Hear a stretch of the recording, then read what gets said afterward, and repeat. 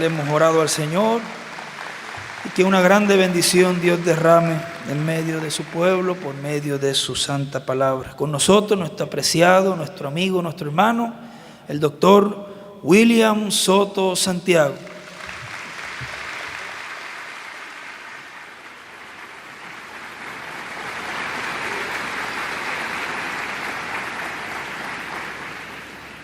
Muy buenos días, amables amigos y hermanos presentes y los que están en otras naciones. Que las bendiciones de Cristo, el ángel del pacto, sean sobre todos ustedes y sobre mí también. En el nombre del Señor Jesucristo. Amén.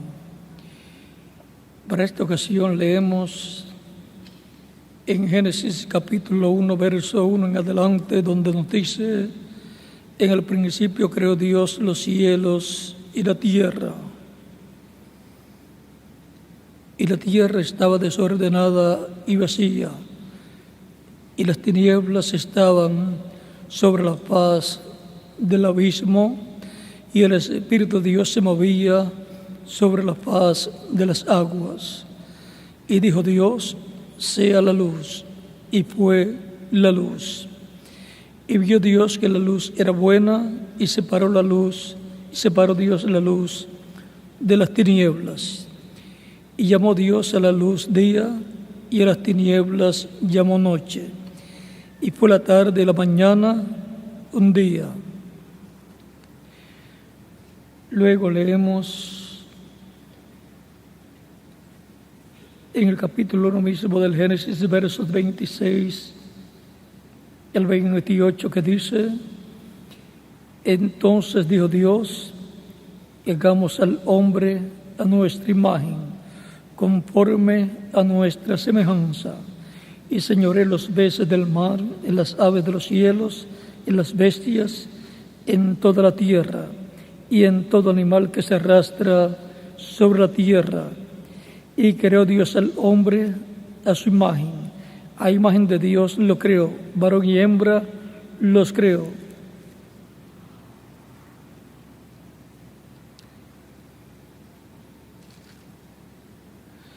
Y luego en el capítulo 2, verso 7 dice del Génesis: entonces Jehová Dios formó al hombre del polvo de la tierra, y sopló en su nariz aliento de vida, y fue el hombre un ser viviente. Dios bendiga nuestras almas con su palabra y nos permita entenderla. El Espíritu del Eterno dando vida. Pueden tomar asiento si tienen la bondad. Aquí en el Génesis capítulo 1 vemos el origen de la creación. Creó Dios los cielos y la tierra. Dios es el que origina toda la creación. Dios, por medio de su Espíritu Santo, crea todas las cosas. Y el Espíritu Santo es nada menos llamado el ángel del pacto o ángel de Dios. Es por medio del ángel del pacto, el Espíritu Santo, que Dios creó todas las cosas y que Dios hablaba y habla al ser humano, y por eso usa velos de carne llamados profetas desde el Génesis hasta el Apocalipsis. En Zacarías nos dice que Dios habló por medio de los profetas.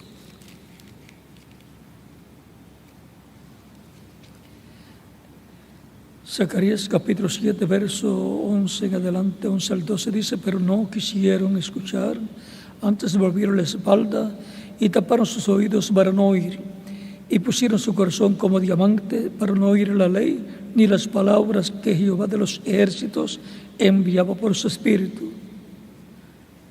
por medio de los profetas primeros. Como Dios enviaba su palabra al pueblo por medio de su espíritu a través de los profetas. Encontramos que la creación física es figura de la creación espiritual. Dios creó primeramente el mundo espiritual, el mundo invisible, porque lo que se ve fue hecho de lo que no se veía. Y luego crea lo visible. Por eso el ser humano, cuando es creado, es dicho en Génesis capítulo 1, versos 26 al 28, hagamos al hombre a nuestra imagen. El hombre sería hecho conforme a la imagen de Dios. Hombre espiritual, hombre espíritu, porque Dios es espíritu. Y el ser humano sería a imagen y semejanza de Dios. Por eso el ser humano es lo más grande de la creación divina.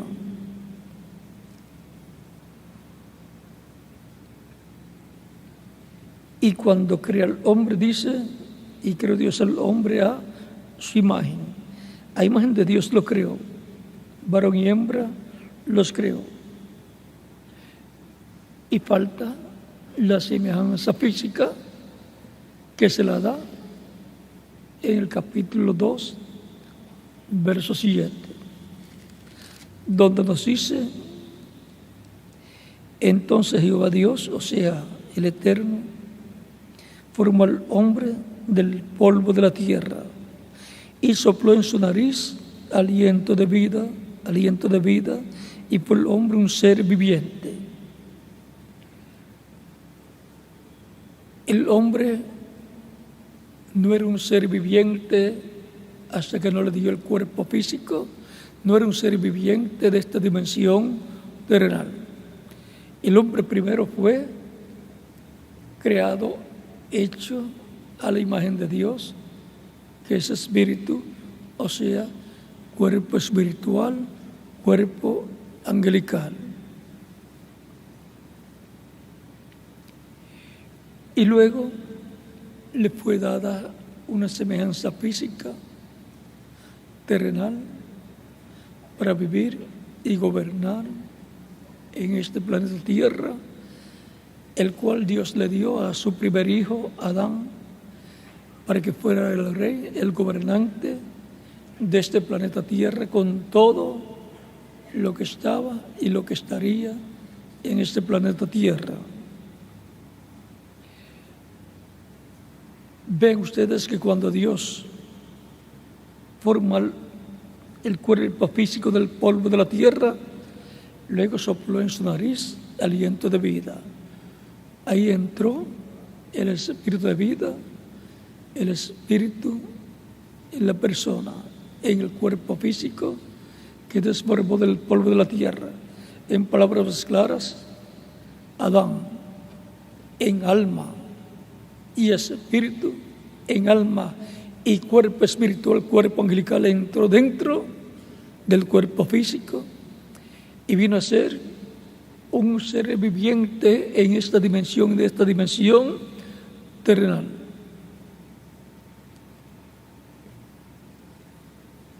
Antes de tener el cuerpo físico, pues estaba en su cuerpo espiritual angelical, dirigiendo las cosas en esta tierra. Aparecía en forma de un hombre o en forma de luz, porque Dios hace a sus ángeles espíritu y a sus ministros llama de fuego. Es como el ángel que le apareció a Moisés en una llama de fuego y le hablaba y libertó al pueblo hebreo por medio del profeta Moisés, el cual vino a ser el velo físico, el velo de carne, a través del cual el ángel del pacto se manifestaba. En algunas ocasiones encontramos que le aparecía a Moisés y también le apareció a Josué en diferentes ocasiones como el príncipe de los ejércitos de Dios. Capítulo 5 de Josué, versos 13 en adelante. Encontramos el programa divino, el proyecto divino de la creación siendo llevado a cabo por el mismo Dios, el Eterno, el Señor, Elohim, y así por el estilo llamado. Encontramos que Dios es el que da vida, porque Él es la vida y Él es eterno y Él es el único que puede dar vida, puede crear. Él es el creador. La ciencia está buscando el origen de la creación y el origen de la creación es Dios. Él fue el que originó la creación por medio de su espíritu, el cual es el ángel del pacto o ángel de Dios o cuerpo angelical de Dios o la imagen del Dios viviente. El mismo ángel que libertó al pueblo hebreo, el mismo ángel que aparecía a los diferentes profetas, lo encontramos dando vida, trayendo existencia, vida espiritual primero, o sea, vida en la dimensión de los espíritus y luego vida en la dimensión física. Por lo tanto, la vida física es tipo y figura de la vida espiritual, de la vida en otra dimensión, porque de otra dimensión es que viene la vida, de la dimensión de Dios pasando por la dimensión de los ángeles, la dimensión angelical, y pasando a esta dimensión. Dios es el dador de la vida. Encontramos que el cuerpo sin ese espíritu está muerto. Por lo tanto, se requiere que para que un cuerpo esté vivo, tenga el espíritu en él, que es un cuerpo espiritual de otra dimensión, el cual sale del cuerpo cuando le llega el tiempo a la persona de partir de esta dimensión terrenal. El que parte es el que está dentro del cuerpo. El cuerpo se queda acá, en la tierra, porque del polvo fue tomado y al polvo volverá. Pero la persona que es alma, con su cuerpo espiritual, parecido al cuerpo físico, pasa a morar a la dimensión de los espíritus.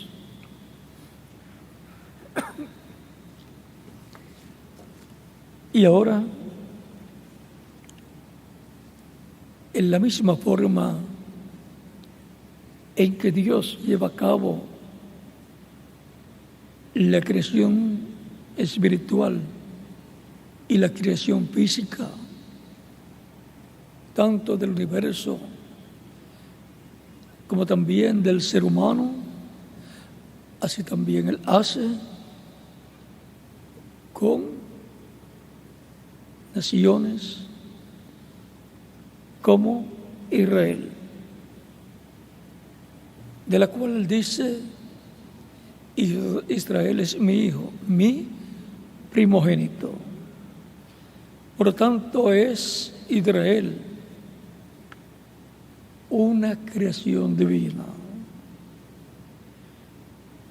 un hijo de Dios, el primogénito, el primero, creado por Dios, y por consiguiente tiene una doble bendición, llamada la bendición de la primogenitura. Y por consiguiente, como nación terrenal, Israel es la heredera del reino terrenal de Dios. Tan sencillo como eso.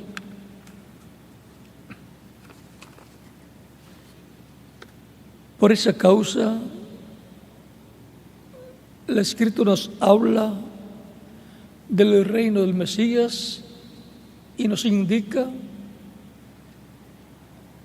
que el reino del Mesías será con Israel como nación. Israel será la nación cabeza de todas las naciones. Jerusalén será la capital del mundo, la capital del reino del Mesías, donde estará el trono del Mesías, llamado el trono de David, y el Mesías príncipe como hijo de David, y su reino como el reino de David. Eso será el reino de Dios en la tierra, gobernando por 1000 años, y luego más adelante vendrá el juicio final, y luego se continúa con el reino de Dios por toda la eternidad. Vean, la Escritura nos dice que Dios creó a Israel. Es Dios, por medio de su Espíritu, creador de Israel. Cuando se crea algo, al que lo crea se le llama el padre de esa creación. Dios es el padre de Israel porque Dios creó Israel. Y ahora encontramos que Israel es el pueblo, la nación modelo para las demás naciones, hijas e hijos como naciones de Dios, las cuales entrarán al reino del Mesías. Por lo tanto, tendrán el mismo Dios, el Dios de Abraham, de Isaac y de Jacob, el Dios de Israel. Por eso es que en el reino del Mesías está señalado en Zacarías capítulo 14, verso 9, y en aquel día el Señor será uno y uno su nombre. No habrá nada más que una forma de enseñanza con relación a Dios y una sola forma de creer en Dios. Eso significará que la tierra, al ser llena del conocimiento de la gloria de Dios, de la gloria del Señor, como las aguas cubren el mar, como dice Habacuc capítulo 12, verso 14, e Isaías capítulo 11, verso 9, terminarán las diferencias religiosas, porque todas las religiones quieren servir a Dios. La gente está en alguna religión porque quiere servir a Dios, y conforme al conocimiento que muestra esa religión es que la persona trata de servir a Dios.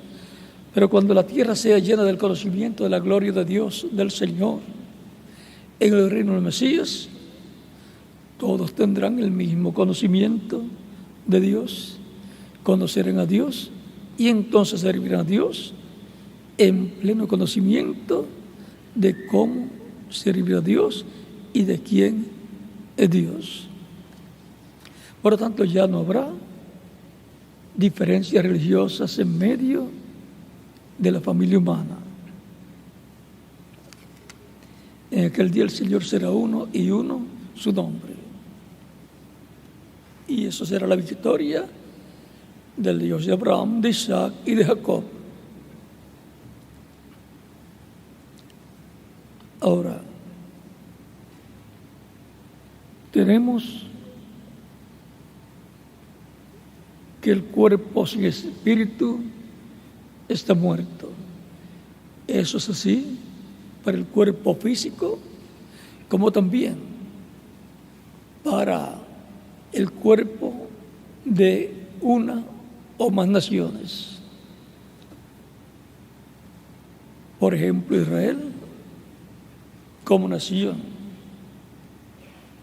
sin el Espíritu de Dios, está muerto. Y el cristianismo,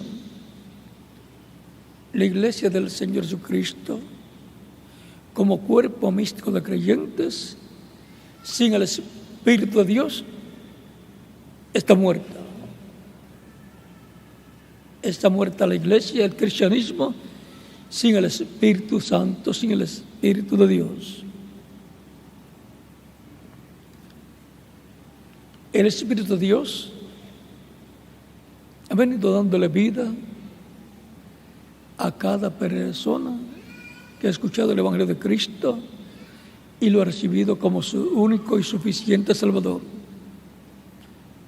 Ha sido bautizado en agua en su nombre, y Cristo lo ha bautizado con el Espíritu Santo y fuego, y ha producido el nuevo nacimiento de la persona. Ha entrado el Espíritu de Dios en la persona y por consiguiente ha recibido vida eterna y ha entrado por consiguiente al reino de Dios. El que no tiene el Espíritu de Dios, el Espíritu Santo, no tiene vida eterna. Lo que tiene es una vida temporal que se le va a terminar y no sabe cuándo se le va a acabar. Por eso es tan importante, mientras vivimos en esta tierra, hacer contacto con la vida eterna, que es Cristo, para que nos dé vida eterna. Por eso Él ordenó predicar el Evangelio a toda criatura. Y el que creyere y fuere bautizado será salvo, mas el que no creyere será condenado. San Marcos capítulo 16, versos 15 al 16.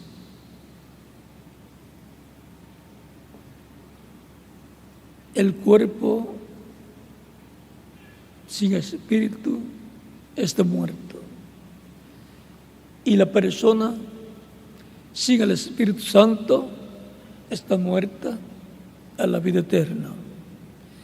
Por eso San Pablo en Efesios capítulo 5, verso 14 dice: despiértate, tú que duermes, y levántate de los muertos y te alumbrará Cristo. Es una resurrección espiritual levantarse de entre los muertos que están muertos a la vida eterna, levantarse en una resurrección espiritual, en una resurrección a la vida eterna, en donde Dios le da el Espíritu Santo, el Espíritu de vida eterna a la persona, y entonces la persona tiene vida eterna, está vivo a la vida eterna. Así es para los individuos. Por eso es que San Pablo y San Juan nos habla de la bendición que Cristo da a los creyentes en Él.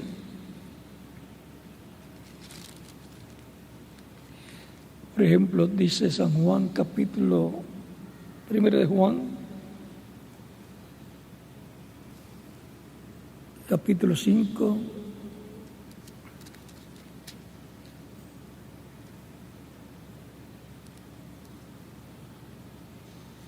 San Juan capítulo 5,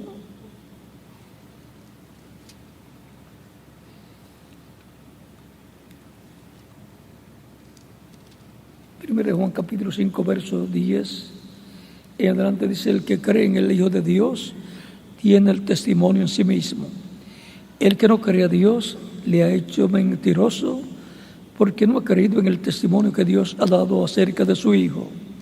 Y este es el testimonio, que Dios nos ha dado vida eterna, y esta vida está en su Hijo.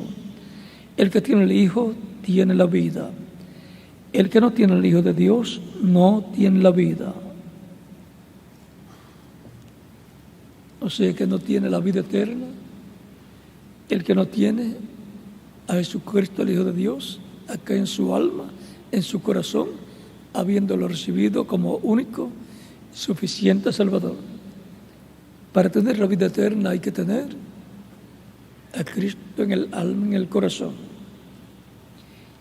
Estas cosas os he escrito a vosotros que creéis en el nombre del Hijo de Dios, para que sepáis que tenéis vida eterna, y para que creáis en el nombre del Hijo de Dios. La buena noticia para los creyentes en Cristo es que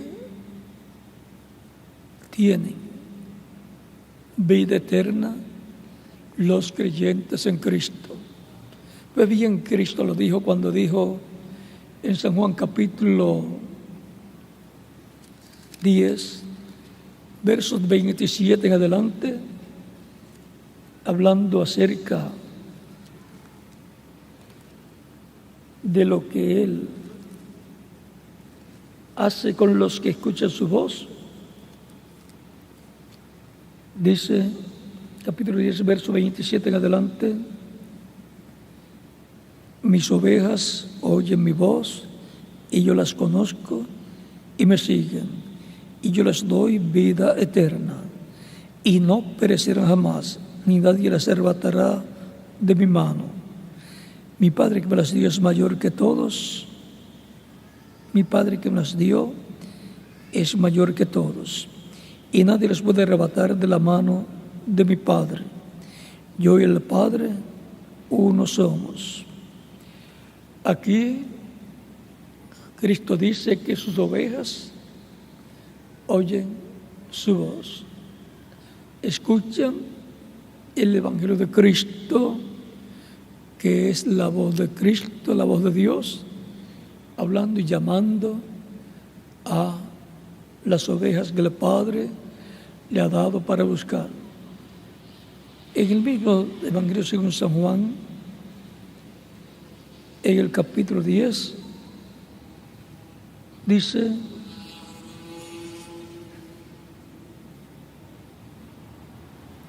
verso 14, yo soy el buen pastor y conozco mis ovejas y las mías me conocen. Así como el Padre me conoce y yo conozco al Padre y pongo mi vida por las ovejas. También tengo otras ovejas que no son de este redil, las cuales también debo traer, y oirán mi voz, y habrá un rebaño y un pastor. Por eso me ama el Padre, porque yo pongo mi vida para volverla a tomar. Nadie me la quita, sino que yo de mí mismo la pongo. Tengo poder para ponerla y tengo poder para volverla a tomar.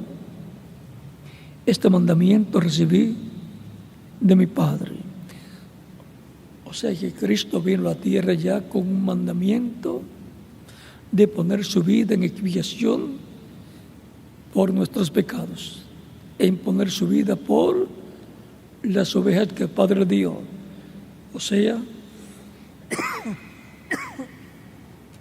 las personas que están escritas en el cielo, en el libro de la vida del Cordero, que son las ovejas del Padre, por las cuales Cristo vendría y pondría su vida en expiación por nuestros pecados. Él vino con una comisión divina. Ya desde antes de la fundación del mundo eso estaba planificado por Dios. Vean Romanos capítulo 5, versos 6 al 11 dice: porque Cristo, cuando aún éramos débiles, a su tiempo murió por los impíos. Ciertamente apenas morirá alguno por un justo. Con todo, pudiera ser que alguno osara morir por el bueno. Mas Dios muestra su amor para con nosotros, en que siendo aún pecadores, Cristo murió por nosotros. Pues mucho más, estando ya justificados en su sangre, por él seremos salvos de la ira. Porque si siendo enemigos fuimos reconciliados con Dios por la muerte de su Hijo, mucho más, estando reconciliados, seremos salvos por su vida. Y no solo esto, sino que también nos gloriamos en Dios por el Señor nuestro Jesucristo, por quien hemos recibido ahora la reconciliación. Hemos sido reconciliados con Dios por medio de Cristo. Él nos ha reconciliado con Dios. Él puso su vida en expiación por nuestros pecados. Él es la expiación por nuestros pecados. Su muerte en la cruz del Calvario es el sacrificio de expiación por nuestros pecados para reconciliarnos con Dios. Como en Levítico capítulo 23, versos 26 al 29, en la fiesta de la expiación, el pueblo, las personas, tienen la oportunidad de afligir sus almas por el pecado y pedir el perdón a Dios. Y con ese sacrificio de expiación, con la sangre, sus pecados serían cubiertos, no quitados, porque la sangre de animales no puede quitar el pecado, porque los animales no tienen alma. Y por consiguiente el espíritu del animal no puede venir a la persona. aquello era solamente tipo y figura del sacrificio del Mesías, de Cristo, que sería llevado a cabo conforme a Daniel, capítulo 9, para quitar el pecado del mundo.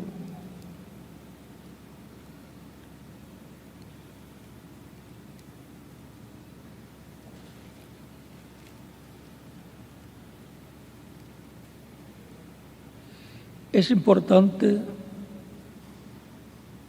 saber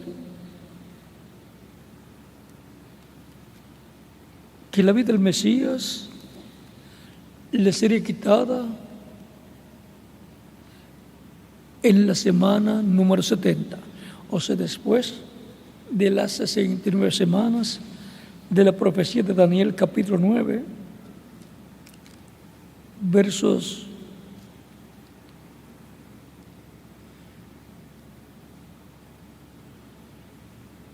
21 en adelante dice: aún estaba hablando en oración cuando el varón Gabriel, o sea, el arcángel Gabriel, a quien había visto la visión al principio, volando con presteza, vino a mí como la hora del sacrificio de la tarde, y me hizo entender, y habló conmigo, diciendo: Daniel, ahora he salido para darte sabiduría y entendimiento. Al principio de tus ruegos fue dada la orden, y yo he venido para enseñártela, porque tú eres muy amado. Entiende pues la orden y entiende la visión. 70 semanas están determinadas sobre tu pueblo y sobre tu santa ciudad, para terminar la prevaricación y poner fin al pecado y expiar la iniquidad, para traer la justicia perdurable y sellar la visión y la profecía y ungir al santo de los santos. Sabe pues y entiende que desde la salida de la orden para restaurar y edificar a Jerusalén hasta el Mesías príncipe habrá 7 semanas y 62 semanas. 7 semanas y 62 semanas son 69 semanas.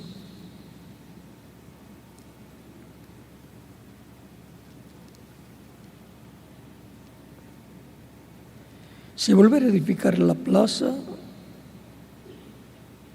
y el muro en tiempos angustiosos.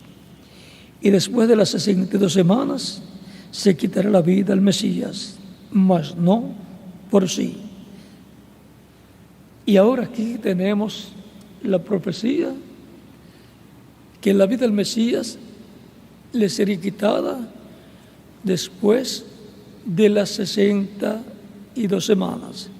Y primero le anteceden 7 semanas. Por lo tanto, después de 69 semanas, le sería quitada la vida al Mesías. Después de 69 semanas, pues, en la semana número 70, le sería quitada la vida al Mesías. El Mesías tendría su ministerio mesiánico en la semana número 70 y a la mitad de esa semana número 70, la vida del Mesías le sería quitada, porque sería la expiación por el pecado, para quitar el pecado. Por lo tanto, llevaría a cabo la expiación. En él se cumpliría la fiesta de la expiación, quitando el pecado con su sacrificio y con su sangre, limpiándonos de todo pecado. Después de las 62 semanas se quitará la vida al Mesías, mas no por sí. O sea, no se va a quitar la vida, ni va a morir de muerte natural.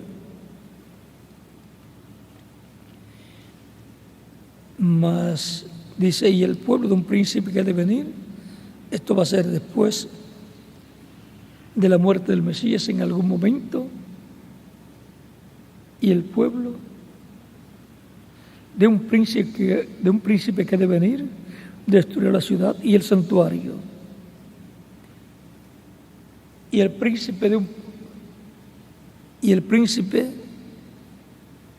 de un príncipe que de venir. Vean, el príncipe que iba a venir, Tito Vespasiano, y el pueblo, Roma. Fueron los romanos los que en el año 70 de la era cristiana o era común destruyó la ciudad de Jerusalén, destruyó los muros, crucificó cientos o miles de judíos en las murallas y destruyó el templo también. Y desde ahí en adelante Israel ha estado sin templo y por consiguiente sin arca del pacto en el lugar santísimo y por consiguiente sin la presencia de Dios. Y por consiguiente Israel fue esparcido a las naciones conforme a las profecías del Antiguo Testamento y de Jesús, el Cristo, Jesucristo. Cristo profetizó también conforme a las profecías que hablaban de la destrucción de Jerusalén aquí en Daniel capítulo 9, verso 26. Y el Espíritu de Dios, la presencia de Dios, vean ustedes, se fue en cierto tiempo de Israel. Estuvo con los apóstoles el día de Pentecostés. Después de algún tiempo pasó a los gentiles para buscar de entre los gentiles un pueblo para su nombre, que forma la iglesia del Señor Jesucristo, los cuales estarían entre los gentiles. Aunque quizás la mayor parte hayan sido descendientes judíos o hebreos, porque las 10 tribus que fueron esparcidas por el mundo en el tiempo pasado a causa de los 2 becerros de oro que colocaron allá en medio de las 10 tribus, y eso fue Jeroboam quien colocó esos becerros de oro para que el pueblo no fuera a Jerusalén a adorar a Dios y no se regresara a Roboam, rey de Judá o rey del norte o rey del sur, más bien. No se fueran al reino de David, sino que quedaran con Jeroboam. Y eso fue pecado de idolatría. Fue el paganismo, la misma religión de Babilonia, la cual las 10 tribus recibieron de Jeroboam. Y por esa causa fueron esparcidas por el mundo las 10 tribus y las tribus donde colocaron los becerros. Encontramos que tuvieron problemas. No aparecen en Apocalipsis capítulo 7, pero después más adelante sí aparecen en el reino milenial. Esas tribus que no aparecen en Apocalipsis capítulo 7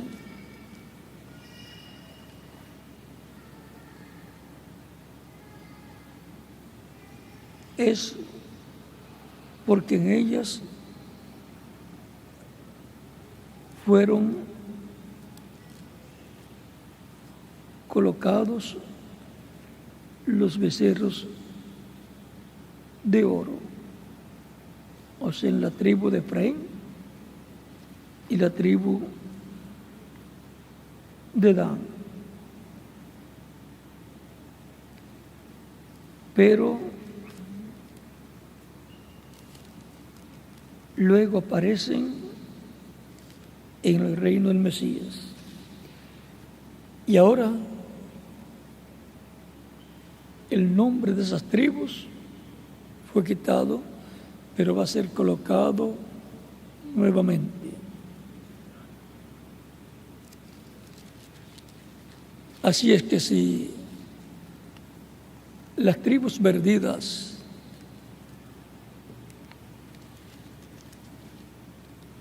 no o han tratado de localizarlas, cuánto más las dos tribus que el nombre de ellas fue borrado de debajo del cielo, o sea que están más escondidas todavía. Pero recuerden que Efraín, y por consiguiente la tribu de Efraín,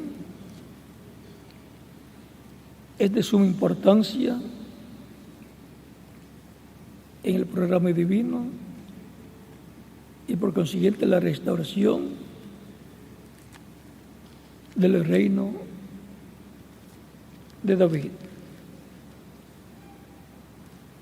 Primera de Crónicas capítulo 5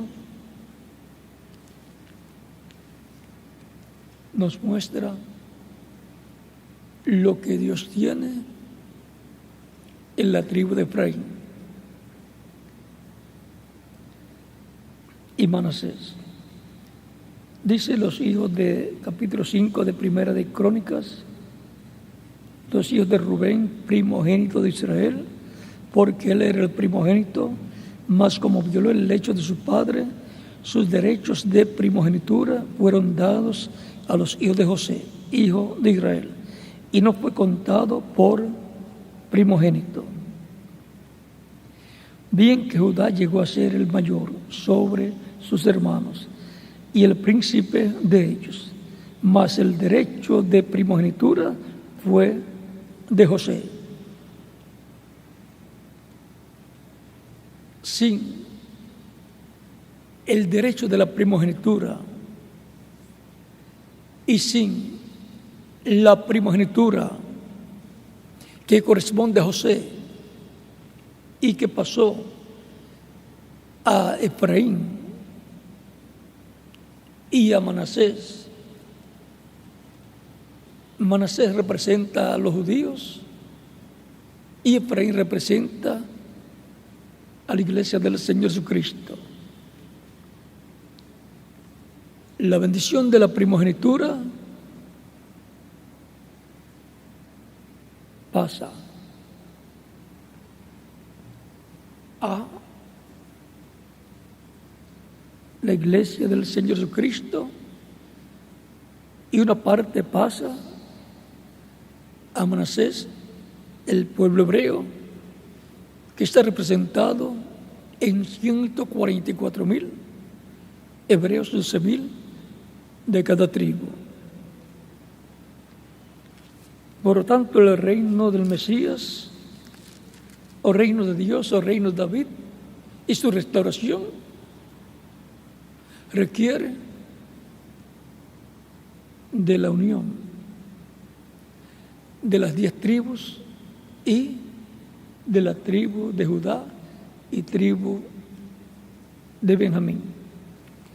O sea, se requiere que las 12 tribus estén juntas para la restauración. Podemos decir 12 tribus, las 12 tribus o 13 tribus.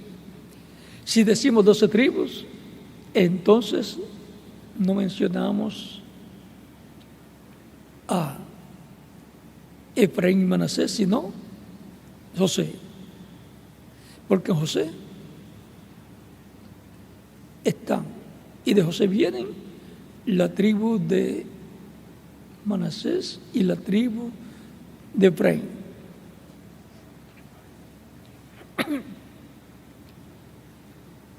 La bendición de la primogenitura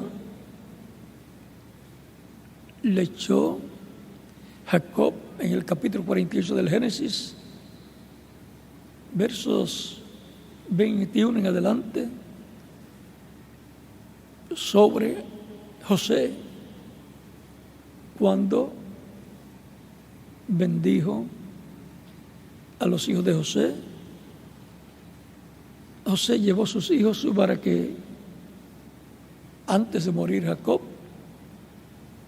bendijera a sus hijos o nietos de Jacob o Israel. Y como él sabía que la bendición de la primogenitura corresponde a la diestra, a la mano derecha, sobre quien coloque la mano derecha y bendiga, ese lleva la bendición principal, la bendición mayor. Y ya él tenía la experiencia, pues su padre lo había bendecido y él sabía que lo que dijo su padre echándole la bendición se hizo una realidad en él. Y lo que Jacob hablara, al hablar la bendición, se iba a convertir en una realidad. Y así la bendición de Abraham pasó a Isaac, de Isaac pasó a Jacob, y de Jacob pasaría a los hijos de Jacob o Israel, y entre ellos estaría echando la bendición de la primogenitura.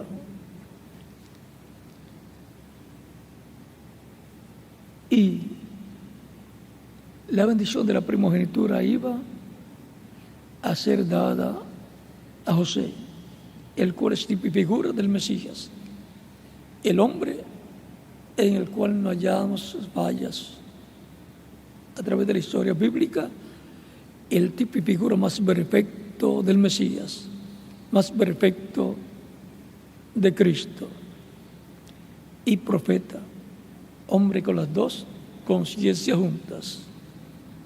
Jacob tendría algunos 91 años cuando tuvo a su hijo José. Por lo tanto, en su vejez tuvo ese hijo sobre el cual él echaría la bendición de la primogenitura, y antes de morir, la bendición de la primogenitura la pasó directamente a los hijos de José, Efraín y Manasés. Los colocó delante de Jacob. José colocó a sus hijos delante de Jacob, y para que quedara delante de la diestra de Jacob, el hijo mayor lo colocó frente en dirección a la diestra de Jacob, a la mano derecha de Jacob, que viene a ser la mano izquierda de José. Y colocó a Efraín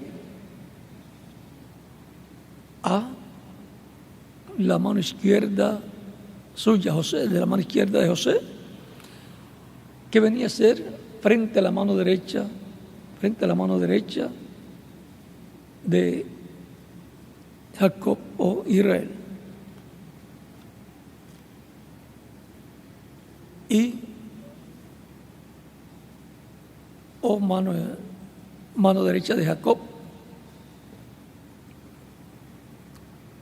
frente a la mano derecha de Jacob quedó Manasés, y frente a la mano izquierda de Jacob quedó Efraín. Ahora, José colocó bien los hijos, porque lo colocó a Efraín a su diestra y a Manasés a su izquierda, a su siniestra. Y ahora Jacob, cuando va a bendecir, pone la mano derecha sobre Efraín. O sea, de la mano derecha de Jacob pasa a la mano derecha de José, donde está Efraín, y lo bendice.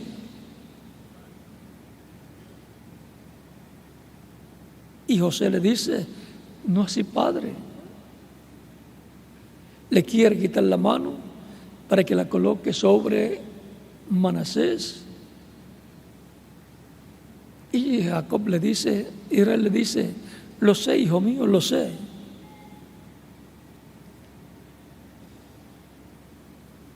También Manasés va a ser grande, va a ser un pueblo grande. O sea, eso es Israel. Pero Efraín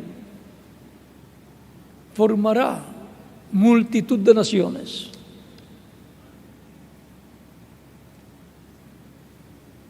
Por tanto, las promesas de que de Abraham y Sara saldrían príncipes y serían personas importantes, vean ustedes cómo se ha ido moviendo.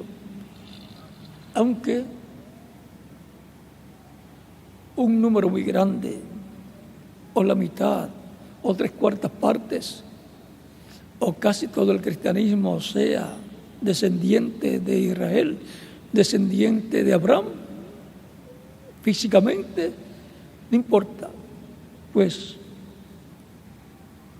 están en las tribus perdidas y no se han dado cuenta la gente que un % muy alto de los que han recibido a Cristo como Salvador son descendientes de Abraham, descendientes de Israel según la carne. Pero como están en las tribus perdidas, no se han dado cuenta muchas personas que las tribus perdidas en su mayoría estarían en medio del cristianismo. Es el lugar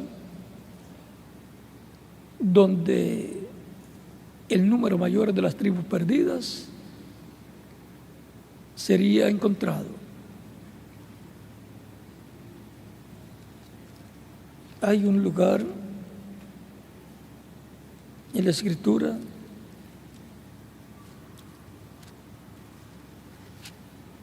de Hebreos capítulo 2 que nos dice: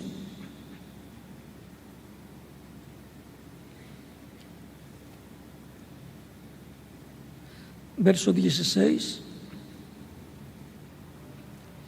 porque ciertamente no socorrió a los ángeles, sino que socorrió a la descendencia de Abraham. La descendencia de Abraham socorrió a Dios por medio de Cristo y su sacrificio en la cruz del Calvario. Y no solo eso, sino que también San Pablo en Romanos capítulo 4 dice, verso 13, porque no por la ley fue dada a Abraham la promesa.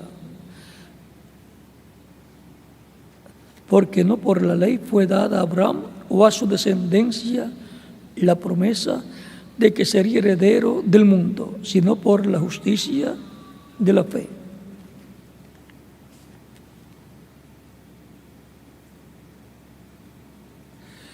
Por lo tanto,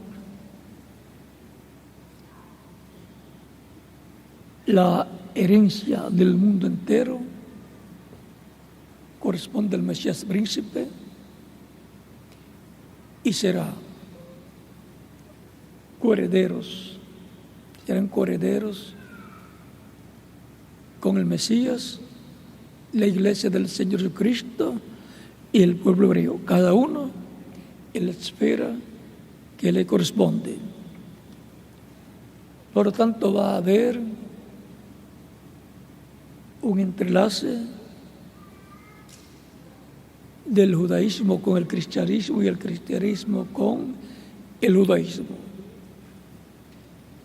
Porque en el reino del Mesías van a estar los creyentes en Cristo también.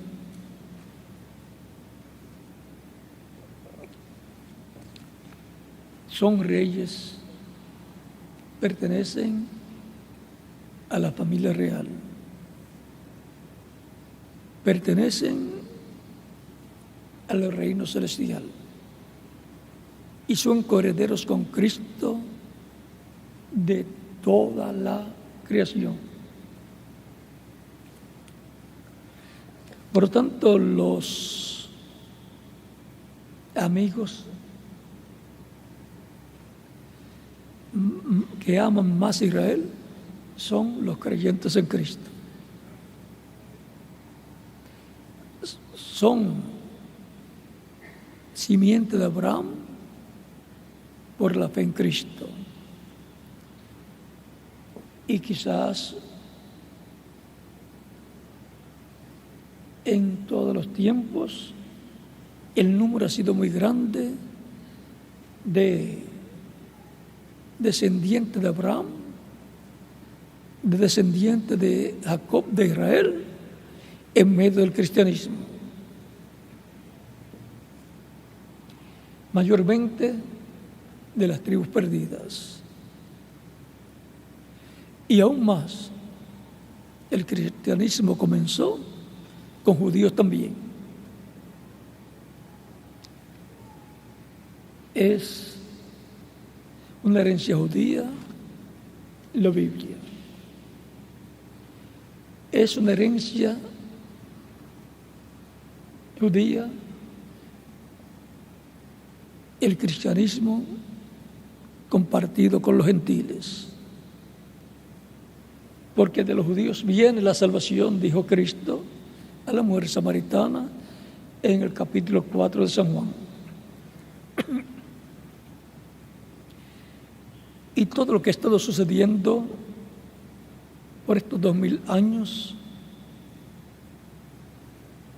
con el cristianismo es Dios por medio de su Espíritu creando, dando vida eterna a todos los que escuchan la predicación del Evangelio de Cristo y lo reciben como único y suficiente Salvador.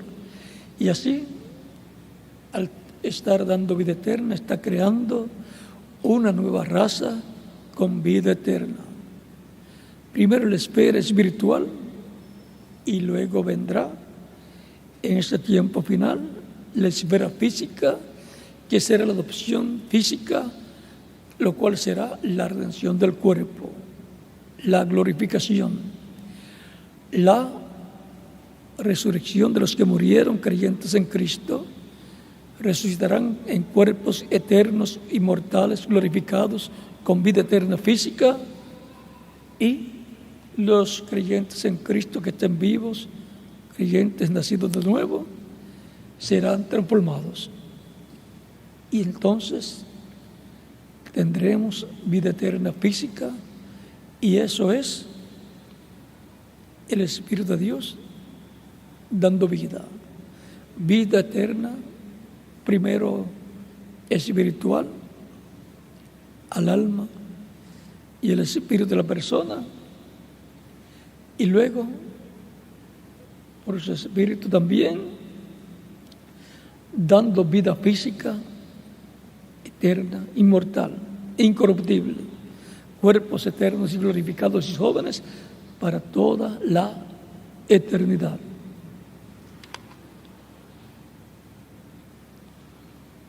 Cuando eso ocurra, la adopción,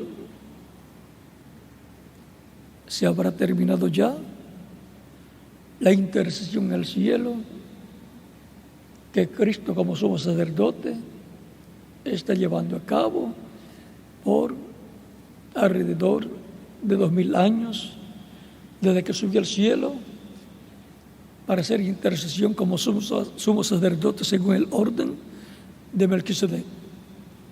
Él es el sumo sacerdote del templo celestial. Él es el sumo sacerdote según el orden de Melquisedec, lo cual estaba representado en Aarón y demás sumos sacerdotes que efectuaban la intercesión por el pueblo en el templo, en el lugar santísimo, el día 10 del mes séptimo de cada año, y en otras ocasiones también que oraban por el pueblo. Pero la intercesión para la reconciliación de la persona con Dios era el día 10 del mes séptimo de cada año, en la fiesta de la expiación, para ser reconciliados con Dios por un año, y luego el otro año tenían que hacer lo mismo. Y así era para Israel también como nación.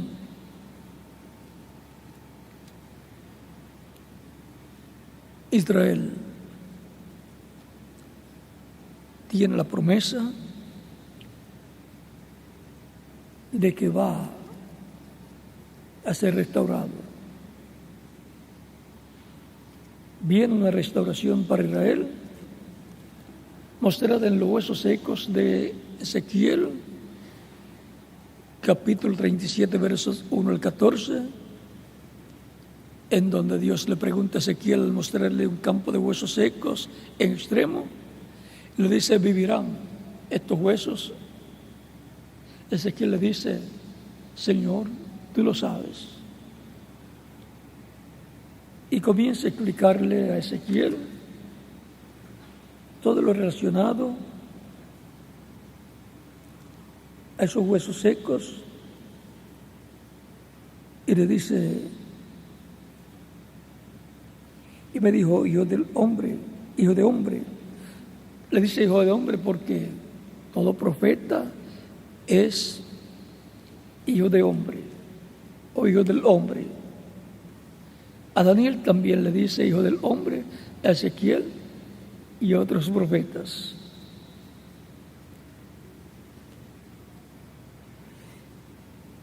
Y me dijo: hijo de hombre, ¿vivirán estos huesos? Y dije: Señor Jehová, tú lo sabes.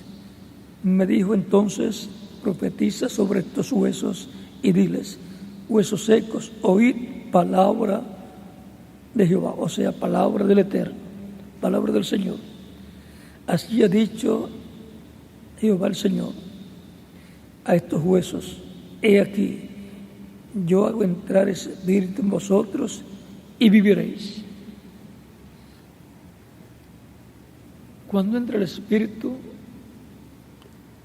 al niño que nace, es que vive, es que tiene vida terrenal. Mientras no entre el espíritu, el cuerpo sin el espíritu todavía no tiene vida, no está vivo físicamente para vivir en esa tierra. Necesita el espíritu, porque el espíritu es el que da vida.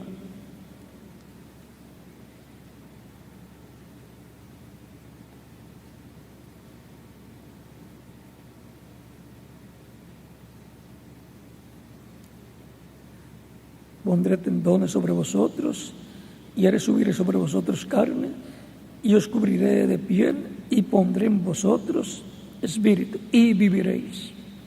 Y sabréis que yo soy Jehová, o sea, el Señor, el Eterno. Profeticé pues como me fue mandado, y hubo un ruido mientras yo profetizaba, y aquí un temblor, y los huesos se juntaron cada hueso con su hueso. Miré, y aquí tendones sobre ellos, y carne subió, y la piel cubrió por encima de ellos, pero no había en ellos espíritu. Y me dijo, profetiza al espíritu.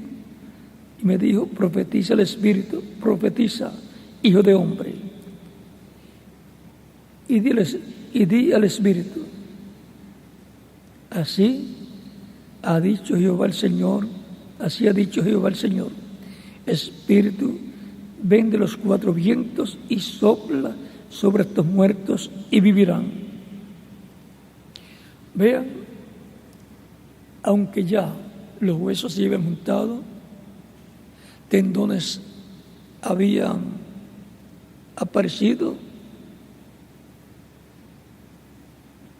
carne subió sobre los tendones y sobre los huesos, y luego piel sobre la carne, pero todavía no tenían espíritu. Y el cuerpo sin espíritu está muerto a la vida. No tiene vida para disfrutarla, y por consiguiente es una casa que no está ocupada por el alma y el espíritu de una persona.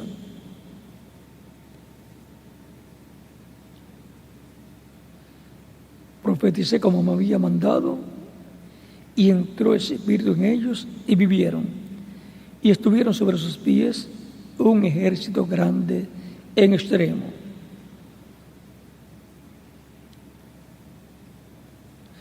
Cuando entra el espíritu en ellos, es que viene a ser un ejército grande en extremo. Me dijo luego, hijo de hombre, todos estos huesos son la casa de Israel. Y aquí ellos dicen, nuestros huesos se secaron y pereció nuestra esperanza, y somos del todo destruidos. Por tanto, profetiza y diles, así ha dicho Jehová el Señor, o sea, así ha dicho el Eterno. He aquí yo abro vuestros sepulcros, pueblo mío, y os haré subir de vuestras sepulturas, y os traeré a la tierra de Israel. Y sabréis que yo soy Jehová, o sea, el Señor, el Eterno, cuando abra vuestros sepulcros y os saque de vuestras sepulturas, pueblo mío, y pondré mi espíritu en vosotros y viviréis, y haré reposar sobre vosotros, y haré reposar sobre vuestra tierra, y os haré reposar sobre vuestra tierra, y sabréis que yo soy Jehová, o sea, el Señor. Y sabréis que yo, Jehová, hablé y lo hice, dice Jehová. Aquí nos muestra la profecía de lo que Dios estaría haciendo en este tiempo final.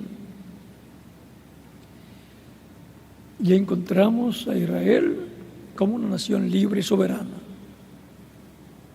Los huesos se han juntado, piel, tendones, carne, piel, pero falta que el Espíritu que ha estado por todas las naciones llamando y buscando y llamando un pueblo para su nombre, regrese a Israel bajo el ministerio del Espíritu Santo en los ministerios de los 2 olivos y el Mesías príncipe. Así es como regresará el Espíritu de Dios a Israel. Por no estar el Espíritu de Dios por estos 2000 años aproximadamente que han transcurrido, es que Israel ha tenido tantos problemas.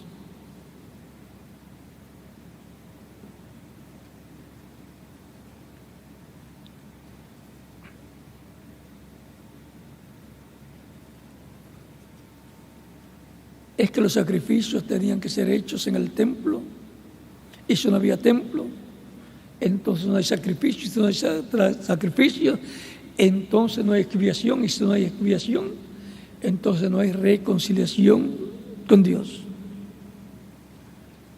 Para los creyentes en Cristo, la expiación es Cristo en su sacrificio expiatorio en la cruz del Calvario. Tienen una expiación por sus pecados, no tienen problema.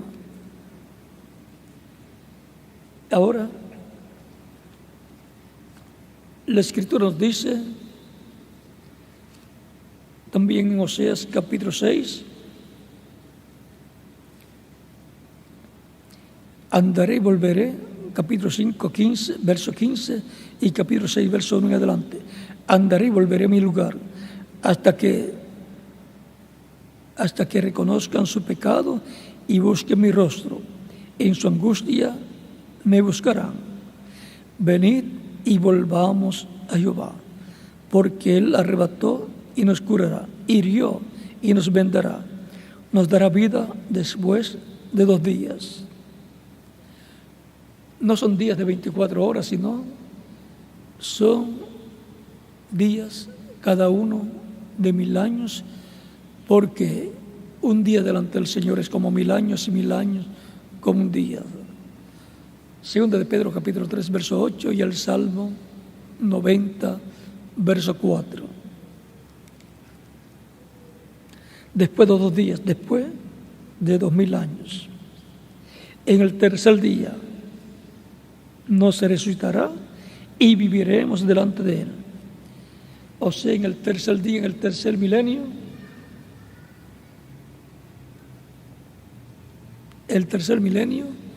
de esos 3 milenios que son los días postreros, representados en el jueves primero de los días postreros, viernes segundo de los días postreros y sábado último de los días postreros, que también si los contamos de domingo a sábado, entonces son 7 días, y los últimos 3 días vienen a ser los 3 días postreros de la semana. Así como de 7000 años, los 3 milenios postreros son quinto milenio, sexto milenio y séptimo milenio. Y ya 2 de los días postreros se han cumplido de Cristo hacia acá, porque ya los días de Jesucristo se estaba viviendo en los días postreros, en el primero de los días postreros, el quinto milenio. Hebreos capítulo 1, verso 1 al 3, nos dice que Dios, habiendo hablado muchas veces, de muchas maneras, en otros tiempos los padres por los profetas, en estos postreros días nos ha hablado por el Hijo, o sea, Jesucristo, por el Hijo, a quien constituyó heredero de todo y por quien asimismo hizo el universo. Ahí tenemos nuevamente el origen de la creación.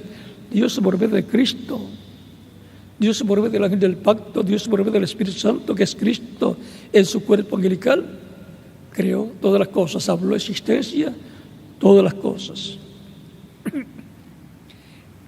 Y también en el libro de los Hechos, capítulo 2, dice que Dios, dice San Pedro que Dios, por medio del profeta Joel, dijo que en los postreros días Dios derramaría de su espíritu sobre toda carne, y el que invocar el nombre del Señor será salvo.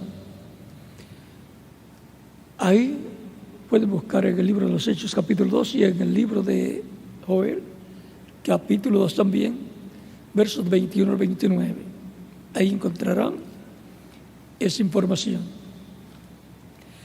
Y ahora ya estamos en el día postrero, que es el séptimo milenio de Adán hacia acá, o tercer milenio de Cristo hacia acá. Tercer milenio de Cristo hacia acá. Si a alguien no le cuadra los números para comprender que estamos en el séptimo milenio de Adán hacia acá, entonces busquen para ver los años que le faltan, porque se les ha escapado de seguro en la historia algunos años, para que puedan entonces entender que ya estamos en el día postrero, para el cual hay grandes bendiciones para el cristianismo y hay grandes bendiciones para Israel, para el pueblo hebreo, para los judíos. Es para el día postrero que se cumplirá la promesa de la vida del Mesías para los judíos y para la iglesia del Señor Jesucristo.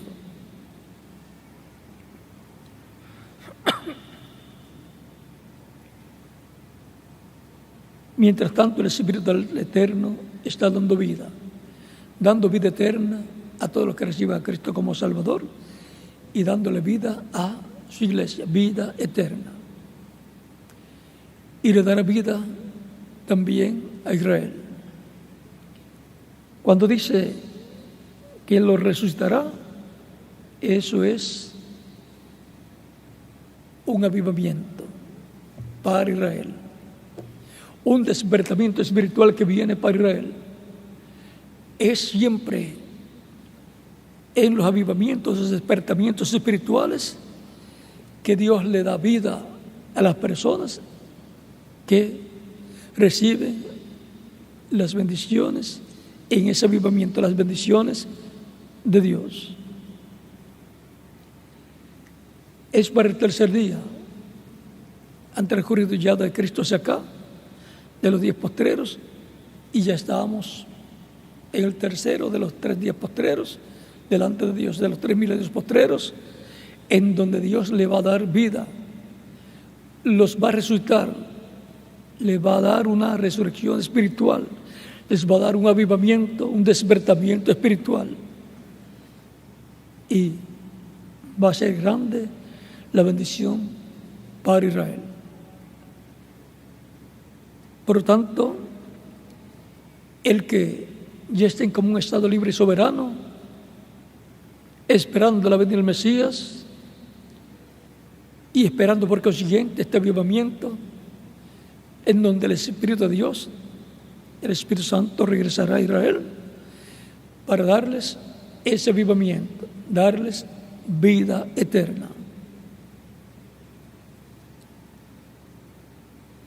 Eso será el Espíritu del Eterno dando vida a Israel en el día postrero, así como ha estado dándole vida eterna a todos los que escuchan la predicación del Evangelio de Cristo y lo reciben como único y suficiente Salvador, y le están dando vida eterna a su iglesia, a su cuerpo místico de creyentes, y les dará la vida eterna física también a todos los creyentes en Cristo que han muerto físicamente, y a los que estén vivos en el día postrero le dará la vida eterna física, que será la redención del cuerpo, la transformación de nuestros cuerpos. Y entonces tendremos cuerpos jóvenes, eternos, inmortales, glorificados e interdimensionales. Por eso Jesús dijo que serán como los ángeles,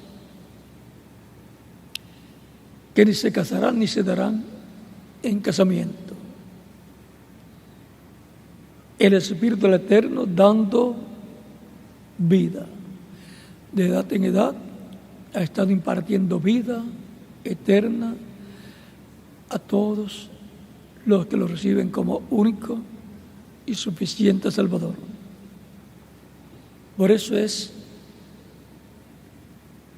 la predicación del Evangelio de Cristo, para que las ovejas de Cristo que el Padre le dio escuchen, como dice Cristo: mis ovejas oyen mi voz y me siguen, y yo las conozco y yo les doy vida eterna y no perecerán jamás. Mi Padre, que es un Dios mayor que todos, y nadie les puede arrebatar de la mano de mi Padre.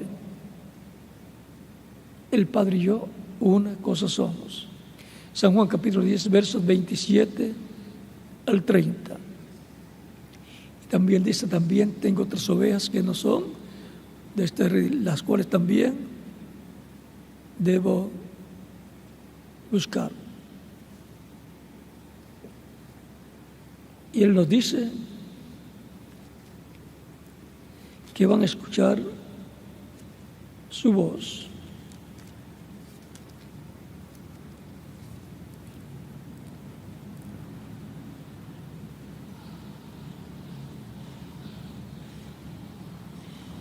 También tengo otras ovejas que no son de este redil.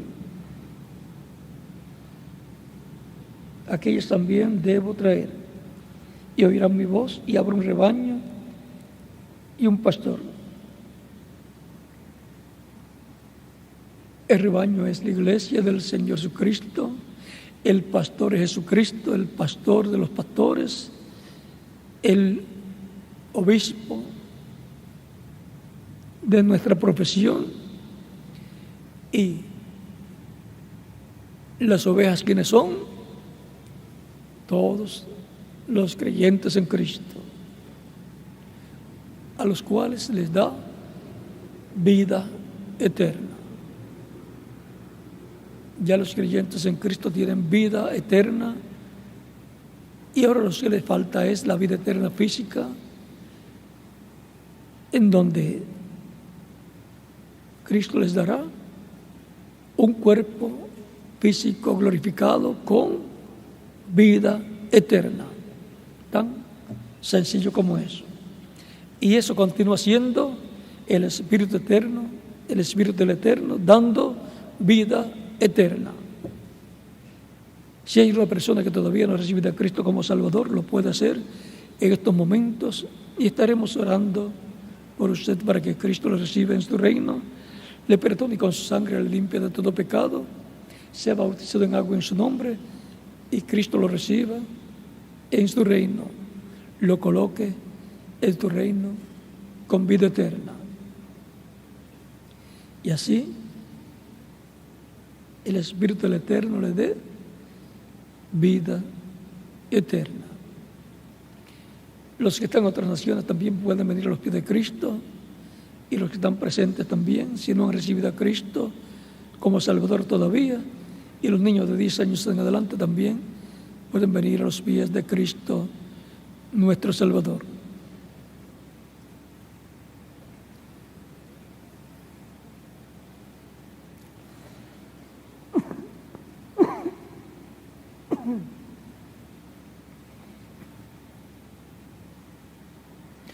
Lo más importante para el ser humano es la vida eterna.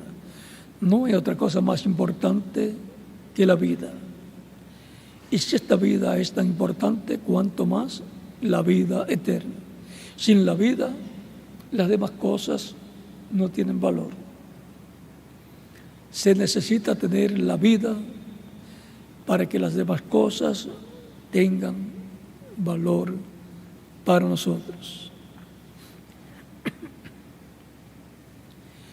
La vida eterna es el tesoro más grande que Dios nos da por medio de Cristo nuestro Salvador. Porque de tal manera amó Dios al mundo, que ha dado a su Hijo unigénito, para que todo aquel que en Él cree no se pierda, mas tenga vida eterna. Es la expresión del amor divino en su máximo, el envío de Cristo a la tierra para morir por todos nosotros. Vamos a estar puestos en pie para orar por las personas que han venido a los pies de Cristo, nuestro Salvador. Los que están en otras naciones también pueden estar puestos en pie para que queden incluidos en la oración que estaremos haciendo dentro de algunos segundos.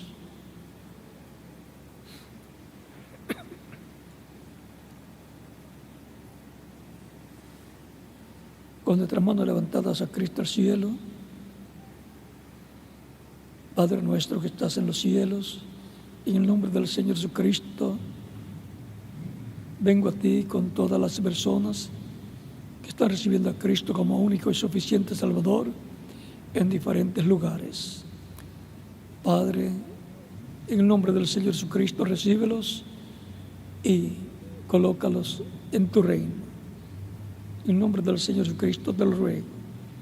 Y ahora los que han venido a los pies de Cristo en estos momentos, repitan conmigo esta oración.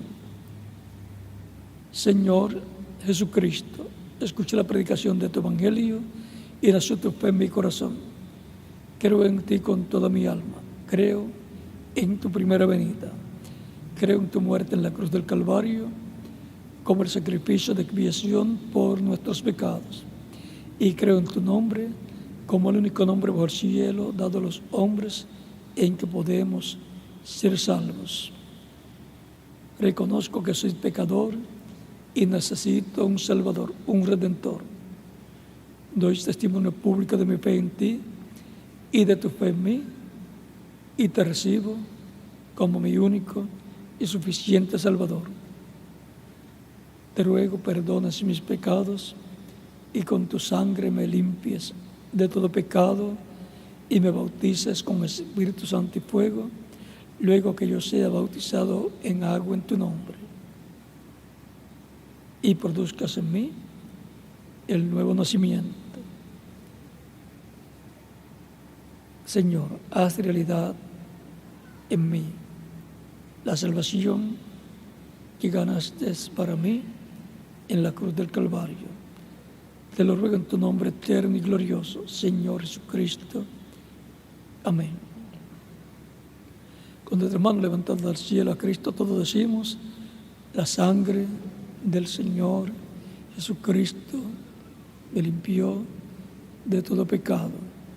La sangre del Señor Jesucristo me limpió de todo pecado.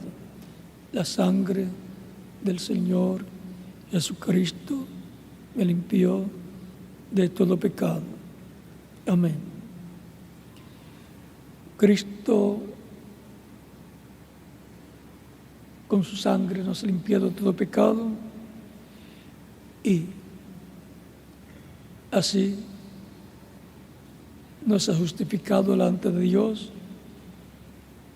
y nos santifica con su sangre y con su espíritu y nos guía en su camino, en su programa divino, bajo el nuevo pacto.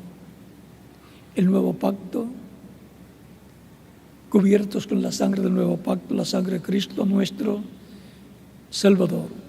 En la última cena Cristo dijo: tomad de ella todos, cuando tomó la copa de vino y dio gracias al Padre, diciendo: tomad de ella todos, porque esta es mi sangre del nuevo pacto, que por muchos es derramada para la remisión de los pecados.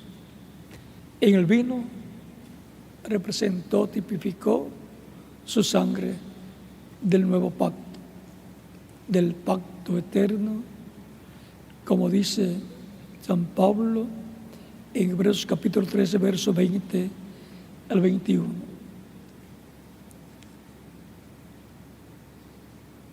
Los que han venido a los pies de Cristo en diferentes lugares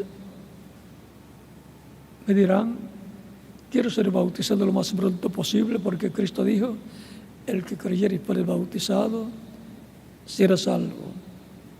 ¿Cuándo me pueden bautizar? Es la pregunta desde lo profundo de vuestro corazón. Bien, pueden ser bautizados por cuanto ustedes han creído en Cristo y lo han recibido como único y suficiente Salvador. En el bautismo en agua, el cual es tipológico, la persona se identifica con Cristo en su muerte, sepultura y resurrección. El agua no quita los pecados. Es la sangre de Cristo la que nos limpia de todo pecado.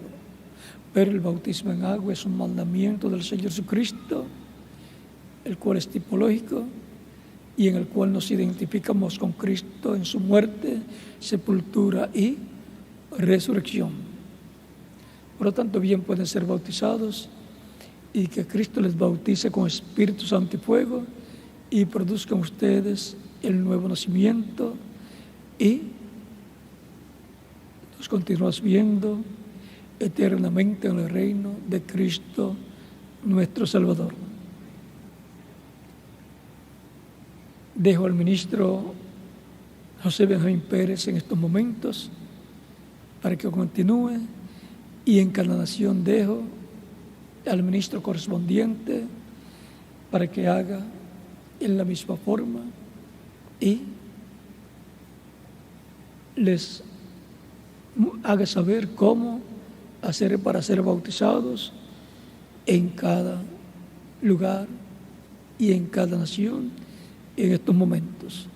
Continúen pasando todos una tarde feliz, llena de las bendiciones de Cristo, y nos veremos el próximo domingo, Dios mediante. Pasen todos muy buenas tardes.